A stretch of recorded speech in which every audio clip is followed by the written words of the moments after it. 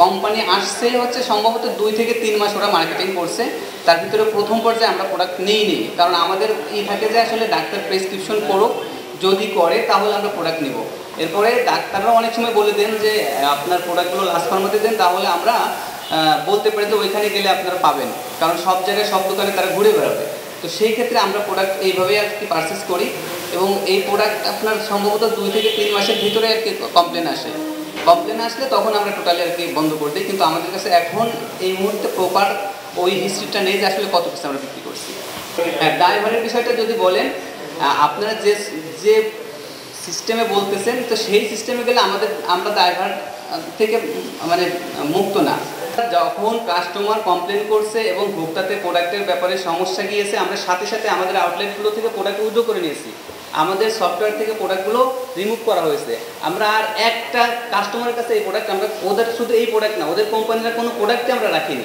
সুতরাং আমাদের দিক থেকে আমরা যথেষ্ট চেষ্টা করেছি যে আমাদের জায়গা থেকে যেন কাস্টমার প্রতারিত না হয় বা কাস্টমারের কোনো সমস্যা না হয়। কারণ আপনি একটা জিনিস দেখবেন, খুলনা শহরে লাস্ট ফার্মা এবং মডেল ফার্মেসি যেগুলো আছে, তারা সবসময় পারচেস করে সরাসরি কোম্পানির মাধ্যমে, কোনো থার্ড পার্টি থেকে না। এখানে বিভিন্ন ফার্মেসি হয়তো এরকম আছে যে তারা বিভিন্নভাবে প্রোডাক্ট কালেক্ট করে, কিন্তু আমরা সবসময় কোম্পানির থেকে কালেক্ট করি, যে অন্তত কোম্পানি থেকে করলে এটা নকল ভেজাল হওয়ার সম্ভাবনা থাকে না।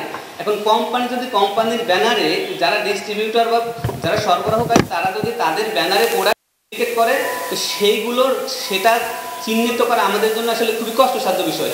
কারণ এই খুলনা রয়্যাল মোড় শাখা, সোনাডাঙ্গা, বয়রা বাজার এবং ময়লাপোতা, এই 4টা শাখায় আমাদের একই ম্যানেজমেন্টের ফ্রাঞ্চাইজি। এটা 31 মে 2025 লাস্ট ফার্মা সোনাডাঙ্গা শাখা থেকে সাইফুল্লাহ আল রাব্বি নামে একজন ক্রেতা অ্যাডোভেরালা হেলথ কেয়ার নামের একটি প্রতিষ্ঠানের সরবরাহিত লোশন ইচিং রিলিফ ক্রয় করে, যা ফিলিপাইন থেকে আমদানিকৃত বলে ওয়েবসাইট থেকে জানা যায়।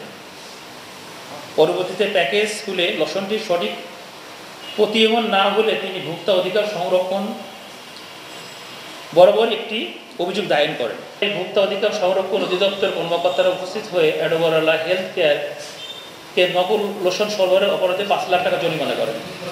পরে জরিমানার সম্পূর্ণ অর্থ অ্যাডোভেরালা হেলথ কেয়ার পরিশোধ করেন। পরে দেখা যায় বিষয়টি বেশ কিছু মিডিয়ায় সম্পূর্ণ দায়ভার লাস্ট ফার্মার উপর দেওয়া হচ্ছে।